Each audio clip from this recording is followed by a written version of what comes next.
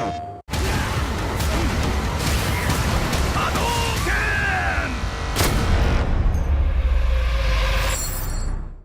up, guys? Gutex and Mike Ross back again to go more in-depth about what's new in Street Fighter V. If you guys have played Street Fighter 4 or other previous versions of Street Fighter, there are definitely new elements of the game that we're going to tell you more about today. Some of those new elements would consist of the V gauge, the critical gauge, and even the stun bar that you'll see in a match screen. That's right. So in order to fully explore each of these gauges, the best thing to do is to start up training mode, go over to gauge settings, and set all of these to normal. That way we can see what each of them do.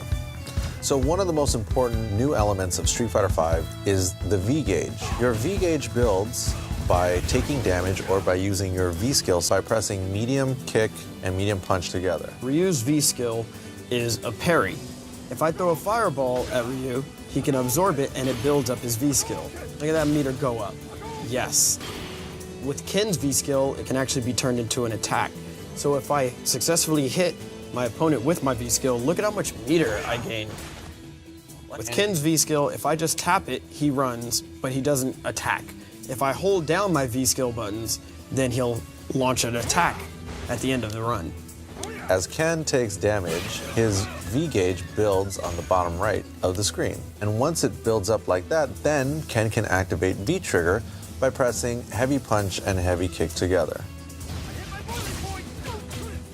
Everybody's V trigger is different, but Ken's V trigger, if you hit him with a fireball, it'll knock down the opponent. His uppercuts do more damage, and it allows him to extend combos. Ryu's V trigger is totally different. His fireballs become faster, and I can also charge the fireballs so that they do more hits and more damage. I also do more stun. And stun in this game is something you never want to take your eyes off of. It's very important. You'll get the hang of it the longer you play. Yeah, in Street Fighter 4, you were vulnerable to being stunned, but there was no stun gauge on the screen. But now the stun gauge is up by the timer.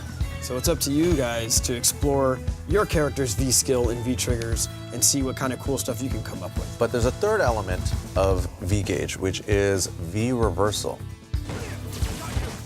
V reversal is performed by pressing forward on the controller and either all three punches or all three kicks, depending on the character. And what the purpose of this is if you find yourself blocking nonstop, you can activate your V reversal to get your opponent off of you. It's worth noting that V reversals cost one stock of your V gauge, but V triggers cost your entire V gauge. And some characters have 2-bar V gauges, and other characters like Ken have 3-bar V gauges. So when the Street Fighter V mind games come into play, it's going to be up to you whether you want to save that V gauge for a V reversal to get your opponent off you, or use it for your V trigger and pull off some insane damage. Last but not least, let's talk about some critical arts.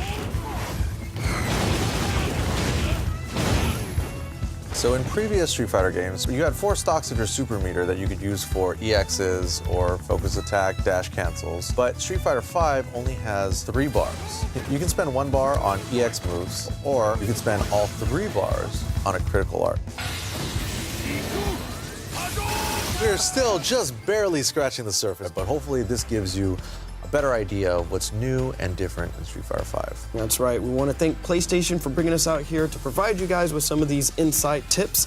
If you guys want some more information, please check out the official PlayStation blog. And if you want to watch more Gutex and Mike Ross explore Street Fighter V, you can check out new episodes of The Excellent Adventures of Gutex and Mike Ross every Sunday on youtube.com/crosscountertv. Thank you so much for watching. We'll see you soon.